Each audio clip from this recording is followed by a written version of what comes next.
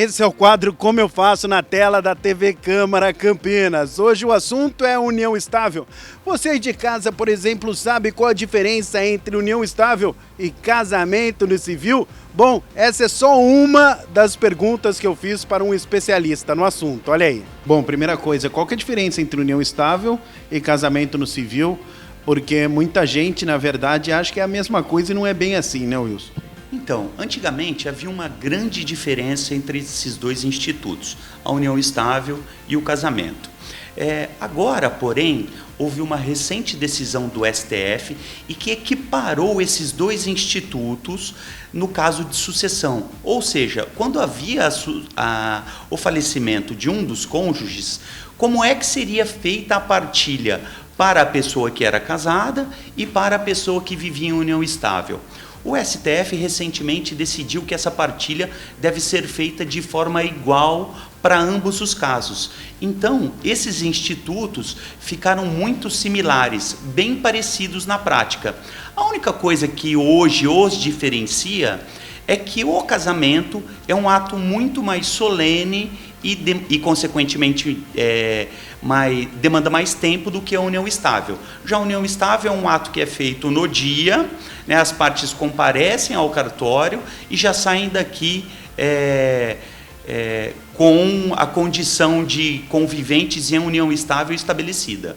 Quais as características, o que configura a união estável, quais os direitos que cada um tem? Essa é uma pergunta muito interessante também, porque antigamente as pessoas acreditavam que para se caracterizar a união estável, havia a necessidade do decurso de um prazo. É necessário 5 anos para caracterizar a união estável. E não é bem assim que funciona. Tá? O entendimento hoje é que, para que se caracterize a união estável, que haja o desejo entre as partes de se constituir uma família, ou seja, aquelas pessoas residem ou não juntas, que é outro detalhe, ou seja, não é necessário que haja a coabitação, mas sim que essas pessoas tenham o desejo de constituir uma família, ou seja, de ser uma unidade familiar, um único núcleo, independente de morarem juntas ou do decurso do tempo. Bom, e o que é preciso para fazer a união estável? É muito simples. Basta que as partes compareçam ao cartório, munidas dos documentos pessoais, ou seja, RG, CPF, e da certidão que comprova o atual estado civil delas. É importante salientar que, caso alguma das partes já tenha sido casada, que esse primeiro vínculo tenha sido dissolvido com o divórcio. E para desfazer a união estável, como funciona? Aqui no cartório também.